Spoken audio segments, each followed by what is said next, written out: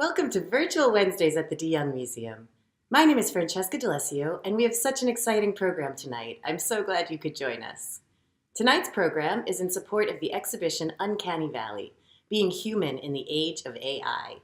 We are so excited to host social theorist Benjamin Bratton tonight. His work spans architecture, philosophy, technology, computer science, and more. Please give a warm welcome to Benjamin Bratton. Hi, everyone. It's Benjamin Bratton. Very happy to be joining you. Would obviously rather be joining you in person, but this will do. Also very glad to be part of this really wonderful programs put together, that Young has put together around the Uncanny Valley show. And glad to share some thoughts on these topics with you today. So those of you who don't know my work, I'm a social theorist based at UC San Diego and at Strelka Institute in Moscow. One of my work is a kind of it's a philosophy of technology, but it's particularly around issues of planetary scale computation. A book I published a few years ago called The Stack on Software and Sovereignty from MIT Press develops this in some detail. One of the key ideas of the book is that instead of thinking of a planetary scale computation as a single undifferentiated complex, we can actually understand it as operating a bit more as a sort of modular and interlocking layers: Earth layer, cloud layer, city layer, address, interface, and user. And there's lots of videos of lectures I've done around this book, also online if you're interested in following through, looking a little bit more on this, which focusing is a bit more on the geopolitics of planetary scale computation. Today's talk, however, is to some extent drawn from the next book, which is focusing on issues of artificiality per se, not only in terms of computation. And one of the key areas of artificiality that we're thinking through and with for this is the artificiality of intelligence. And what I'd like to talk a little bit about today is what we kind of mean by this exactly. When we say intelligence is artificial, what do we mean by artificial? Obviously, in many ways, different cultures always have different definitions of what constitutes something that is artificial, and which means that in many respects, it's up for grabs. It's to be determined exactly what kind of artificiality we mean. In the sense that I mean, in the sense that I'll be talking a little bit about today, it has to do with not as in fake or synthetic, but as in composable, a kind of intelligence that can be made. And so for that, I'll just sort of start with a little bit of sort of lay some of the cards on the table in terms of very quickly of the sort of theory of AI that I'm sort of talking to. It's less about a kind of synthetic mind and more, I think, about an understanding of a particular organization of matter that is capable of performing feats that we would recognize as being intelligent. That's not necessarily human-like, not necessarily something in which we can see our own reflection. And in fact, that's what makes it interesting. What's interesting is that it doesn't reflect us so clearly. What's interesting is that all of the ways in which we try to make artificial intelligence reflect human intelligence, or to reflect what we think human intelligence is, are ones that become increasingly troubling, and we need to find other ways of sort of thinking through this. And so what's at stake for this discussion, for the philosophy of technology, philosophy of AI more generally, and has been since the beginning of the philosophy of AI, has to do with the status of the human as a kind of question. Instead of understanding this figure of the human, a notion of the human as being a given, as being something we all think we understand and can simply measure things by, what is interesting about AI for this is the way in which it puts the human in question. It asks us to think again about what we mean by this and how we can and cannot see our own reflection in that regard. Now, in some cases, and certainly within the sort of the canonical history of art and design, the human is seen rather different. The human is seen as a given. It's seen as the measure of all things, around which everything else might rotate. It's seen as a kind of normative core around which other things are gradient variations. When we think of what intelligence is, the presumption is that human intelligence is not only central, but is indeed the norm. Now, and additionally, what we also sort of see in terms of AI is this. Repeatedly, I heard the phrase that what we really need to do in AI is to further humanize AI. That the more that we can humanize AI, the better. But seldom, when this all-purpose adjective of sort of make more ethical, make more better, is employed, seldom is it also then described exactly what we mean by this. What does it mean to make something more human? Why would we want, in a way, to make the organization of metals and minerals and electricity that's capable of forming feats of computation? Why would we think that if we can make that apparatus more like a Homo sapien, that the effects of its use would be more beneficial to the world, to us, or to anything else? It's a strange feat of not just of anthropocentrism, not just anthropomorphism, but it's a strange feat of a kind of normative conceit as to where we fit into the scheme of things. One of the things that I think, in contrast to this, that the philosophy of AI makes clear is the way in which AI is increasingly part of a kind of a history of Copernican turns. A Copernican turn is any moment in which there's, at some point, we thought we were the center of the story, the center of the universe, the center of the world. And something appears, usually through some form of technical abstraction, that makes it clear that we're not the center. We may be quite interesting, we may be quite important, our sapience may be quite rare, but we're not the normative center, the condition of around which other reflections happen in the way that we thought we would. Now, to me, these Copernican turns, or what Freud called the Copernican traumas, are not just accidents of history, they're priceless accomplishments. They're priceless accomplishments. And what we should be asking from AI is how it too can be a kind of Copernican turn. Now, the other end of the question is the asking of what we mean by intelligence in this regard. Do we mean simply sentience? Do we mean consciousness? Do we mean sapience? Do we mean some kind of calculative capacity? These are all very, very different things.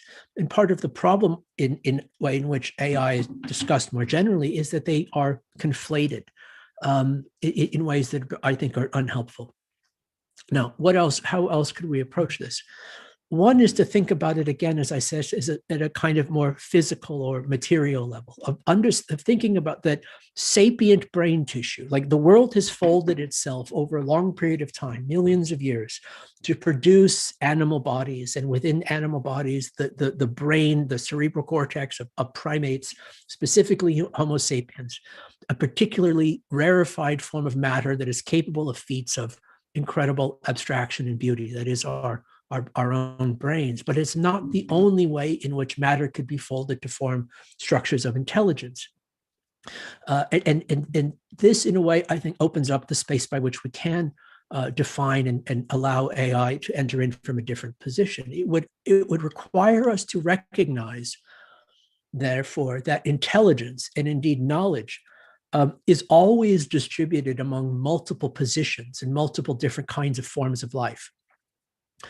Some of which are both similar and dissimilar to one another, and that no single neuroanatomical disposition has a privileged monopoly on how to think intelligently. And so in this regard, we could say that hopefully the real contribution of AI, the great contribution of AI to our own philosophy is less about us teaching machines how to think than machines teaching us that thinking is a much broader and diverse worldly phenomenon than we had previously recognized. Now, the history of AI, the history of philosophy of AI, however, begins in a different place. And in some sense, it begins with, it can be thought of as, in some ways, as sort of beginning with Alan Turing's famous imitation game test, the Turing test from the essays of 1948 and 1950. Now, I think Turing is a hero in many regards, but the Turing test as a kind of heuristic to think about AI has been quite troubling. I assume everyone knows the basic idea: player A, player B. Player C tries to figure out which one is a person, which one is a computer, or actually, if you read the text specifically, which one is a woman, and which one is a man. But the basic idea here is that what Turing introduces is a kind of sufficient condition of intelligence. That is, if the person, player C, cannot tell which one of these is actually a person, is there not some kind of intelligence then at work that we would recognize?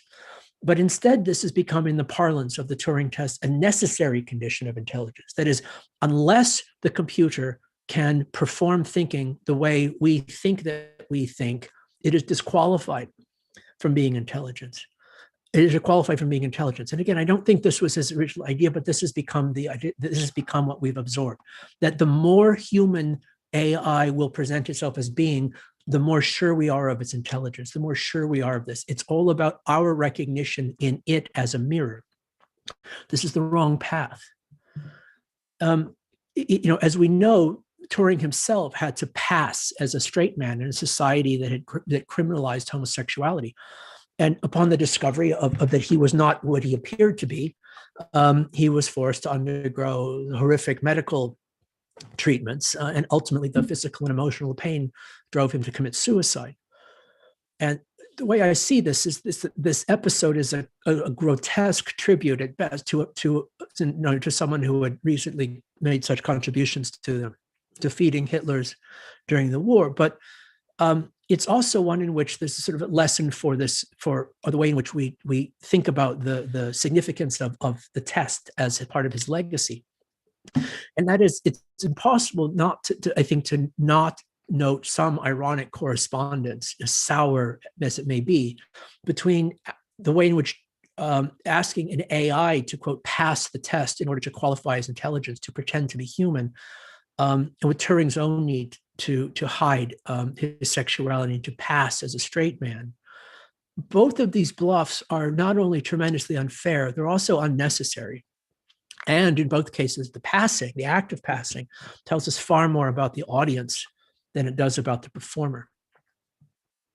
So with this in mind, and we begin to think about human AI interactions more generally, we begin to see that much of the things that we take as being a kind of affective or emotional give and take between ourselves and the other forms of intelligence with which we're interacting is one in which is largely a projection on our part. It's about our identification and our wish to be reflected in what we see. It's much easier to make a robot that we believe to have emotions, and for whom we then have emotions in turn, than it is to make one that actually has those emotions. You may feel, or I may feel, love or hate from the robot or from the AI, but really, I'm not detecting feelings. I'm not that are actually there. What seems like empathy is really a one-way projection, and that we might mistake for mutual solidarity. It's another reason why the question of trying to detect humanization, detect the reflection of ourselves and our human in the AI, is more of an illusion. Now, technology as a sort of path for development, but also as part of the public philosophy around AI, the public conversation that we're all having now about what the future of what artificial intelligence is in our lives, in the form of automation, in the form of a rethinking and understanding of the artificiality of cognitions itself. I think that in time we will look back, I hope that we will all look back on this idea that to define the very existence of AI in relation to how it's able to mimic how humans think will be looked back upon as a weird kind of, speciesism or something. And it has not only led older AI research paths down other kinds of cul-de-sacs. It also is also just a fundamentally inappropriate starting point for this public conversation to be taking place. Okay, now, one of the interesting things about AI as a technology is that it evolved, and Turing's example being sort of canonical, AI evolved in relationship to the philosophy of AI. in ways that are not true of almost any other kind of technology. Thought experiments about AI gave rise to some of the technology, which gives rise to more of the thought experiments. That this mixture of this congealing of the technical and the epistemic, of this epistemological and the technological together into both the development and the conjecture on AI is what makes it so fascinating, and why this matters. Why the question of how we see it matters, because it's also the question of how we come to learn about ourselves and see ourselves in this way. Now, there's lots of ways then, going back to the planetary scale computation, that we see other ways in which large-scale computational apparatuses have made fundamental epistemological contributions. I would argue that the concept of climate change itself, not obviously the ecological effect, but the concept of climate change, the statistical regularity, is itself an accomplishment, an epistemological accomplishment of planetary scale computation. Without this vast global sensing and calculation and simulation and modeling apparatus, the idea of understanding a planetary system at that level of regularity and granularity that constitutes the concept of climate would be impossible. This is the kind of contribution that we want from planetary scale computation. This is the kind of contribution to our thinking, to our understanding of a planetary condition, of ourselves as part of a planetary condition, that we should be training these kinds of technologies upon. The question, though, the problem to certain extents is the way in which we may refuse what we are being told. We see this with climate change denialism more generally, but that that it draws or discloses an image of the way the planet works that is unfamiliar, that is so deeply unfamiliar as to be refused. There's certain ways in which AI operates in a certain way, or might, and it can, not always, but can operate in a certain kind of way, that it tells us about, that discloses the way the world works and the way we are, the way we fit into the world in ways in which we don't recognize and that we don't want to be true. When the world is disclosed to us in a way that as it is, but not as we want it to be, there's a tendency to try to essentially retrain the model so that it fits what we want it to say. This is not the direction we want AI research to go in either. The reference to Lysenkoism, to the Soviet scientist who had very strange ideas about how it is that plants might cooperate with each other, and ended up giving rise to a number of agricultural disasters, is kind of exemplary of this. But the key idea, this is where it goes to the Inverse Uncanny Valley, is what do we do when the world that the AI shows us is not the world that, not only not the world that we're familiar with, but not the world that we want to see. And so this goes then to the individual level. I just sort of locate this. As I say, if I am not only who I think I am, why would I be seen only as what I think I am? I have an identity of subjectivity and agency, which are not all the same thing, but a sense of who I am and hence how and what I am in the world. When that is reflected back to me, and I see myself not as I imagine myself to be, but as someone or something else sees me, this kind of distanciation and this kind of differentiation, alienation from my own sense of self, is obviously, to a certain extent, both disturbing, but also that, in a way, that also the condition of self-knowledge. Now, part of this has to do then, when we're talking about AI, with social categorization and facial recognition, all of the extremely important debates and discussions, contestations over the status of facial recognition are exactly sort of point here. Part of the problem of facial recognition, and there are many, but part of the problem of facial recognition is the way in which it, in essence, automates a logic of categorization that is not in terms of race, gender, other age, sometimes even attempts at sort of modeling sexuality, that are both either, they're sort of empirically impossible to register, according to these kinds of techniques, or they are, in essence, irrelevant in terms of the kinds of ways of seeing one another and the ways in which we would want AI to see us and to see the world and for us to see ourselves through it. we need different categories.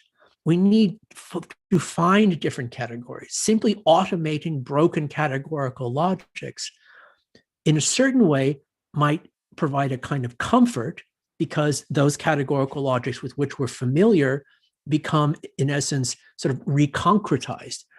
They become revalidated when they're run through sort of the machine. But on the other hand, all of their pathologies, everything that's wrong with them and arbitrary and violent about them as a social categorical logic simply becomes restructured in this way. What we need, what we want, the point of AI is the new patterns. If we think of AI as not as a replacement for human intelligence, but as an augmentation of human intelligence, what it allows us to see in data, in quantities of, just as it did with climate change, it allows us to see in quantities of data that are impossible for any single person to make sense of on their own. It allows us to see patterns that are relevant, patterns that are significant, and patterns we could not otherwise have possibly perceived on our own. The purpose of it is to define the new patterns and define the patterns that are there, not to recodify the ones that we maybe the broken ones with which we might be familiar. Now, part of the issue here, of course, is that sometimes it finds patterns that are that are amazingly, weirdly, but totally illegible to us. The visit that I had a couple of years ago, did some time at one of Sony's AI labs in Tokyo that's particularly working on artificial linguistics. It was a place where a number of the robots had developed, they'd trained them to develop their own language, and they did so very quickly, and they would talk to each other and teach each other how to do things. Very quickly, the researchers who set the whole thing in motion had lost track of this and couldn't translate this and couldn't understand what was going on here. In essence, the robots had found patterns within the relationship between objects and actions that were so peculiar and unusual that it became extraordinarily difficult for even their designers to understand what those patterns are. Now, to me, this, not necessarily in this case, but to me, these are moments where it suggests that something genuinely new is being is emerging, something from which we can learn that it is emerging in this eruption of new patterns. But it also introduces a problem, what I call the ontology confidence paradox. And that's basically this. If you have a complex AI system that the purpose of the system is to deduce patterns within a complex phenomenon that you would not normally have been able to perceive, it may, in fact, one day find a pattern and come to a conclusion that is so peculiar and so alien and so unlikely that you are unsure whether to believe it or not. Like, is the machine a genius, or is the machine broken? Did it figure something out that we need to act upon? Or has it been so polluted is it so mistrained that it's come up with not artificial intelligence, but artificial stupidity? You don't always know. There is this sort of a condition by which that question of, like, is this new pattern relevant? Is this new pattern true? It is then part of this, again, that kind of not an ontological, but also an epistemological resolution that needs to take place. Now, for what we call HAID, or human artificial interaction design, this also comes to play in a more practical level, at the level in terms of how it is that people understand the way the system works. So you can think of it this way. You can design a system, a complex system, let's say you can design the interfaces to a complex system in such a way that the more that you have to actually understand the way the system works in order to use the interface effectively. And old school, HCI, old school human computer interface are like this. You have to actually understand how the computer was working in order to manipulate the interfaces to tell it what to do. And increasingly, as we know through time, those interfaces became more and more skeuomorphic and more tilted not to humans understanding how the computer works, but more of computers understanding how the humans think, and presenting themselves to humans as if they did work the way the humans thought they work, even if they don't. And that's how we get files and trash cans and folders and all of the other kinds of skeuomorphic mess. And so this is the quandary. Do we design human artificial intelligence in forms of interaction such that the more that someone uses this system, the more they understand the way the AI actually works? And this is a kind of empowerment.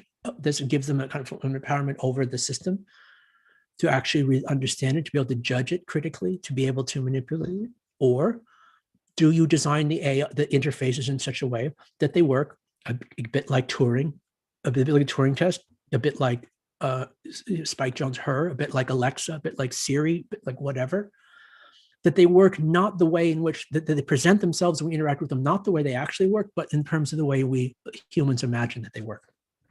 This, in principle, empowers more people to use it because more people understand the fiction, even if the fiction is a lie.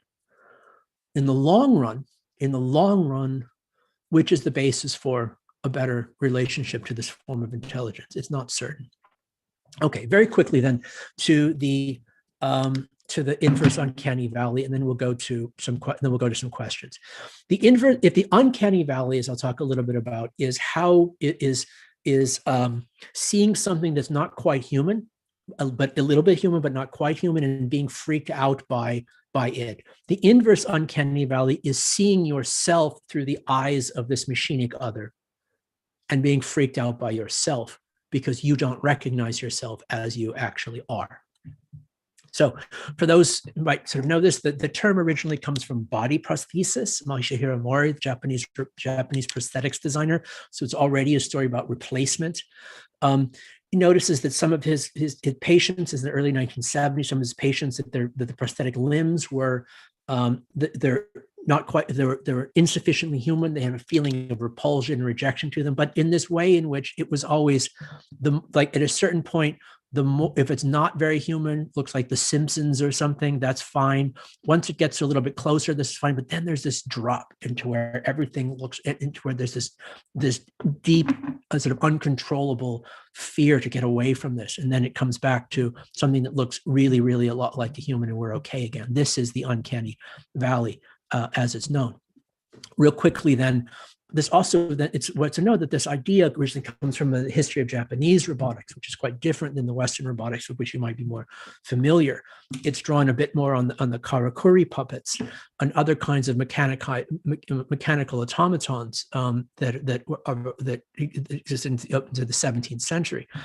Those who are more interested in this would look up the Gaku Tensoku, which is this robot here from 1929. By Makoto Nishimura, sort of the father of Japanese robotics, which has its own kind of interesting story. The everyday use of robotics in Japan for therapeutics is also of relevance here in terms of the cultural dynamics of what constitutes this uncanny valley. The way in which in different cultural contexts, whether that's killer robots or sex robots or household appliance robots that accidentally get on the stove and kill themselves, the point I want to make is that the culture in which we encounter different kinds of AI and robotics has everything to do with where that uncanny valley actually lies. This dynamic of replacement, understanding of replacement fantasies or fears of replacement has to do with this as well. The idea of robotic as something, the robot or something that's going to replace you, that is taking part of you, that is absorbing you, that is doubling you in some particular kind of way, is also part of this. This dynamic. So another way of thinking about this is a little bit to do with the sort of the creepiness factor, and I think the creepiness factor actually is a big part of the public philosophy of AI in ways that are probably a bit more than it should be. It kind of goes a bit like this. It's like, if it's creepy, then it's unwanted. If it's creepy, it is unsolicited. If it is unsolicited and unwanted, then it is an aggressive imposition. If it is an aggressive imposition, then it is a form of violence. If it's a form of violence, it is to be resisted. But ultimately, is it really so creepy and unwanted, or is the issue more on our side of it? Now, the version of Uncanny Valley, which you're more familiar, has less to do with the prosthetic replacement for Maury's and more to do with the resemblance of the human-like. And so you see where I conclude with this is the ability to see ourselves in the thing and to be reflected by it. The degree of comfort that we have in the reflection that we found is driving so much of this discussion in ways that are troubling. Going also then back to Turing, part of the way in which this gets constructed has to do with the sense of a kind of false choice. Any day you can pick up a magazine and you'll find articles that are basically in one way or another saying that they have to do with the replacement logic of AI. That automation is replacing people, that AI is replacing this in one way or another, but it's always constructed in such a way that it's either or. It's always the kind of, is this thing I'm talking to a person, or is this thing I'm talking to not a person? And it's always both. It's always both. And so what we call then just to tie the knot, what we call the inverse uncanny valley is seeing yourself from this alien perspective, not looking at something strange, but instead seeing yourself through the eye of the something outside, not as we imagine ourselves to be, and not as we fully recognized ourselves to be. And it is in these such moments of a kind of demystifying confrontation with what Wilfred Solares called the latent image, are not only psychologically instructive, they are, I think, crucial politically as well, in terms of really understanding the limits, positionality, and the agency of human sapiens within the planetary condition that is not as we experience it to be. But again, part of the culture of dynamic of this, again, has to go back to the kind of, is it fake? Is it real? Is it human or is it not? Is it a simulation or is it a mixture? And this is the kind of point of anxiety that occurs when we call what I call a homo-skeuomorphism, when we're asked, this is, by the way, is the deep fake newscaster from China, when the question about the terms of recognition are always about, is it real or is it not real? Is it ours? Is it not ours? Is it any of these kinds of things? So why is this surprising? Some of this has to do with the question of, let's say, the ability of, or not surprising, but it has to do with the sort of is this ours or is this not ours in some sort of particular kind of way.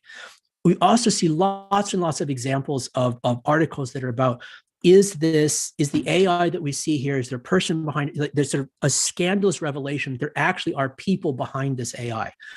We should assume that there's people behind the AI. There always have been people behind the AI. The people behind the AI goes from the very, very beginning. This is not new, and it's not strange. Now, but it still comes. This comes back to the sort of legacy of the Turing test to kind of operate in this way. We have in California, you might recall a few years ago, we had the bot law, which was this thing that's tried to sort of say that, like, that if you're talking to a bot on the internet, that it has to identify itself as a bot to you.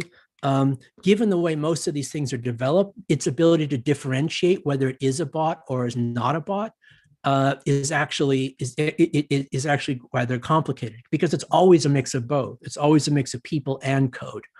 In some cases, this may result in sort of more Philip K. Dick like questions about one's own status. And as you see here, the more you have to answer the question, the less certain you may become of the answer.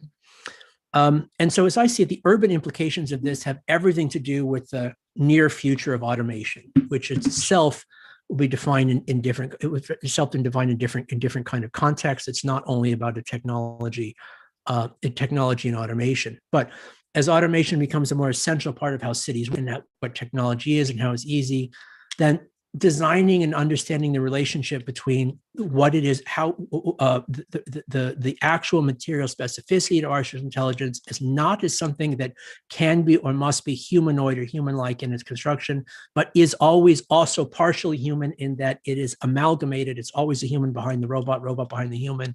There will actually become a little bit of a handle on how this works, rather than sort of swimming in the illusions. So last point, should complex AI arrive, it will not be human-like unless we pretend it to be so, unless we insist that it pretend to be so. That is because human one assumes that the idea of intelligence could be both real and inhuman at the same time as something that is morally or psychologically intolerable. Instead of nurturing this bigotry, we would do better to allow that in our universe of thinking, thinking is much more diverse and even alien than our own particular case. The real philosophical lessons of AI will have less to do with humans teaching machines how to think than with machines teaching humans a fuller and truer range of what thinking can be. Thank you very much.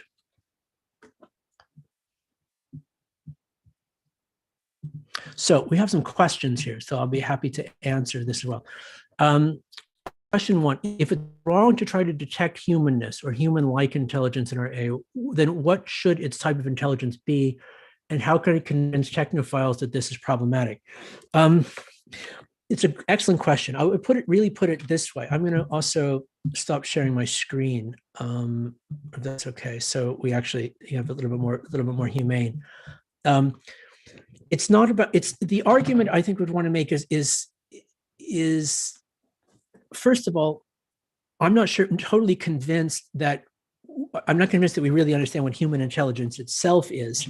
And so to be certain that we can detect it in something else or to understand it in this way is probably also a bit dubious in its own kind of regard. That is the idea that if we can teach it to think, if we can perform thinking the way that we think, then we know that we're onto something. At the same time, I absolutely agree that in many respects, that humans as they exist now are the primary sapient species on the planet, capable of tremendous feats of abstraction and beauty and composition, and all of these kinds of these sorts of things. Those forms of reason, those forms of rationality, those forms of creativity are things that we should look for in machine intelligence. We just shouldn't assume that they're ones that would operate with or would be directed by or that we would see ourselves in. The issue really for me is the necessity and the bending of this process towards the comfort of our own reflection. That if we can humanize AI so that the reflection that we have in it is one that we are guaranteed to learn nothing from, because it will only tell us what we think we already know, then we have bypassed the precious possibility of a real Copernican turn and a real Copernican trauma that AI should bring with it as an epistemological technology. What scholars would you recommend for someone who's interested in philosophy of technology? Any favorite text? Sure, lots of them. I didn't mention this earlier in this, but I direct a think tank at the Strelka Institute in Moscow, and one of the things that we are working called the Terraforming, and one of the which I'll send you the link to here as well. But we've put together a reading list for both the first and second year of the think tank, and I'm happy to pass these links along to you here, which would give you an excellent starting point for it. So that's the first year of the reading list. Here's the second year of the reading list, and I will then give you the for those who are interested. We are just starting the second year of the program now.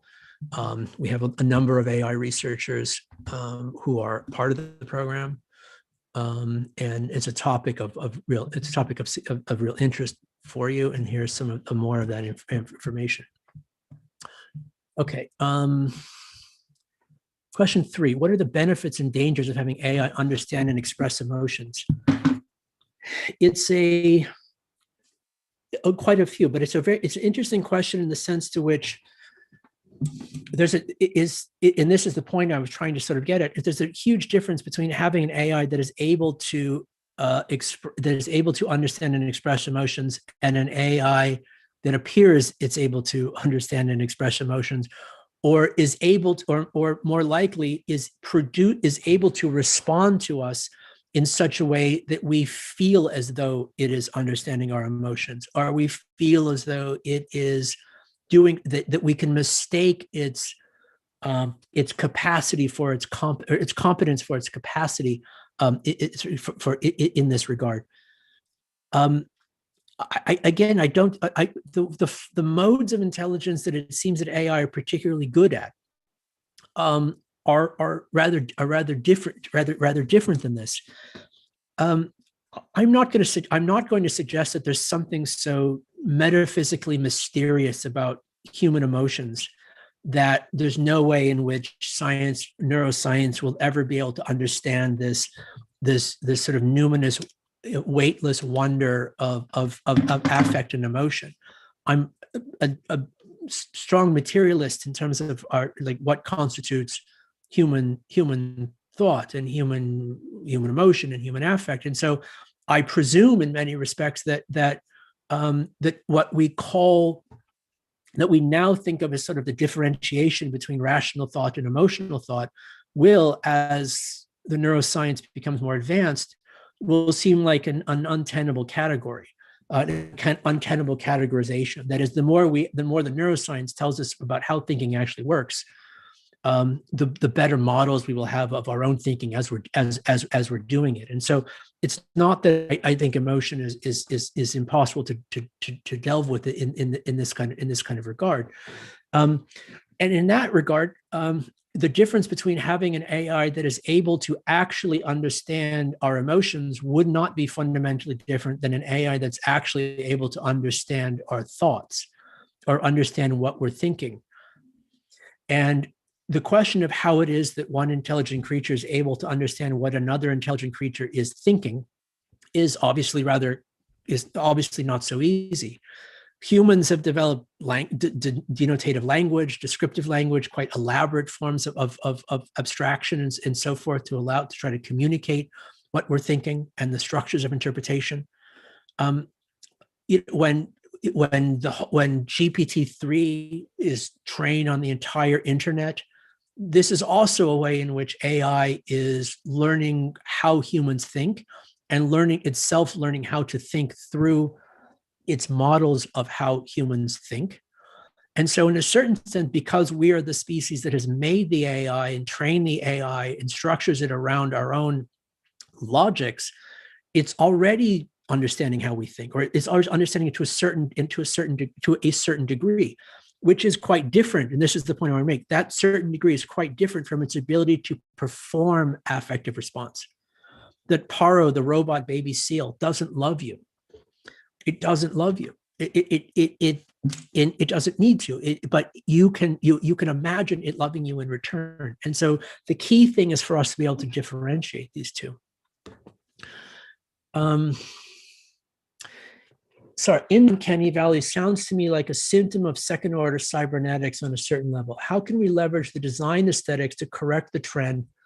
If that is the case, and where to? It is. I mean, there's an aspect. If I just to sort of clarify the question, at least for myself, by second-order cybernetics you mean the way in which the actor within the feedback loop would see him or herself, or understand understand the weight of their own participation in the loops with which they're participating, is the connection that I think you may be trying to draw, which demands a kind of recursive self-reflexivity in how the modeler models what's being modeled in this kind of regard. And there is a line of connection there as well. The aspect of this that I really want to emphasize as what's important about the Inverse Uncanny Valley is this moment of a kind of alienated disenchantment of understanding that who you are is doing that is acting in this as well. A kind of disclosure of yourself in the third person that is both that is not just disturbing, but disturbing because it is a kind of disenchantment of self-image, a kind of objectification in the scientific sense of yourself as not just as a subject, but as an object, and your subjectivity as an objective fact within this world. This is a productive alienation. This is not an alienation to be avoided. This is an alienation at the foundation of philosophy. And it's the cultivation of these moments of disenchantment and demystification is perhaps a better word. The cultivation of these moments of demystification of how the human is seen and what the human is seen as, that are, as I try to argue, part of what we should be pursuing as part of the epistemological purpose of an intelligence that is artificial. Last question. If we understand AI tentatively as per starting comments as an organization of matter that can perform certain functions that we consider smart, yeah, more or less. Make of Sith Lord Land, I think you mean Nick Land's implicit claim that capitalism, a system that seems to be self-regulating and expanding, is a form of AI. If capital can self-correct, might it be considered intelligent? So I think it's an interesting question, and I think the two ideas probably work in some degree of parallel. I mean, I think the idea of a corporation being a mode of artificial intelligence, for example, is an idea that goes back decades. It's not something that's invented in the 90s or the early 21st century, but there is an aspect of it that I think is important, and that is instead of thinking about AI as a kind of brain in a box, as a kind of synthetic philosopher in a petri dish, disembodied and disconnected from material relations, it would challenge us instead to see artificial intelligence more as a landscape scale phenomenon that incorporates humans acting in relationship to its own kind of computational and calculative rationality. They have distributed forms of co-agency in relation to it. It has different forms of co-agency in relationship to them. But that the artificiality of this intelligence that is happening, both human and non-human at once, again, is distributed as an official in the world. And in this sense, and in that particular aspect of it, I think it's a more than relevant point. As to what degree does capital in the abstract self-correcting or not, it would at least, I think, be operating at a different level, which is not certain, but it would be a different level of self-correction than I think that we're talking about here. But to the extent to which you do find sort of regular patterns of regular patterns of homeostasis and equilibrium within financial conditions, you find them in other kinds of conditions as well, speaks to the idea that the distribution of intelligence in the world and within complex systems is already there, and that the development of AI and forms of synthetic computational intelligence is to some extent building upon an already intelligent material distribution rather than introducing one ex nihilo, introducing one tabula rasa. The real emphasis I wanted to make with this point, however, about the materiality of AI in that regard, of a particular organization of matter that is able to perform feats that we recognize, is that it draws lines of connection between other forms of sentience that we might find around us. There's animalian intelligence, which is not human, other kinds of mammals are sort of human-like intelligence, but cephalopods are not a human-like intelligence. And the spectrum and continuum of modes of organism-based intelligence that AI forces us to think through, and within this larger distribution, is one that again moves the individual human organism out of this normative center by which we would define intelligence more generally. Now, to your point, does that mean that it's not just about seeing it cross species or like animal, vegetable, mineral, but we should see intelligence also in collective behavior, and in the way in which collective behavior abstracts itself, whether through tokens, whether through capital or other kind of mechanisms? Then yes, that is a dynamic. But again, I see this as this is another kind of lesson or disclosure of AI that would allow us to sort of see its own prehistory along its own terms, rather than seeing AI in this sort of continuous stream of a kind of of the sort of lone philosopher that has now become a robot in a petri dish. And that's, again, not the way in which we would want to see it. It's a different, but what the point is, this demands a different kind of reflection. Seeing ourselves reflected in that distribution, seeing ourselves reflected in that complexity, asking what it means to be human when it is reflected in that heterogeneity, in that dynamic, in that trans-individual complexity, is one that locates us back to a more, both at a kind of species level of the constitution of the human, but also demonstrates its plasticity of all the things that it could be that it's not. So I think there's giving me the high sign that's my time that's up for there. I wanted to thank everyone for joining me in the talk for today. As always, it's a pleasure to share some of this with you. Those of you who are interested in following on, this is where I tweet at Bratton, Bratton, and I realize now that maybe some of the this has gone to the panelists. Okay, so the links that I've given you in the chat here, I realize may not have gone out. So let me, because the chat is working anyway. So if I just sort of ask you to go to the Terraforming, they go out. Okay, wonderful. They everything went out. So at Bratton, the Terraform.Strelka, please keep in touch. Conversation obviously ongoing, and it was a pleasure to have a chance to speak with you today. So thanks again. Thank you so much, Benjamin. That was fascinating. And thank you all so much for joining us tonight. Uncanny Valley, Being Human in the Age of AI, will be installed through June 27th. Our museums are closed right now due to COVID restrictions, but we hope so much to open our doors soon and welcome you back. Please check out our website. We just announced our upcoming exhibition lineup. It's very exciting. deyoung.famsf.org. Again, that is deyoung.famsf.org. And we'll be back right here, same place, same time, next week, virtual Wednesdays at 5 p.m. We hope to see you then. Thank you so much.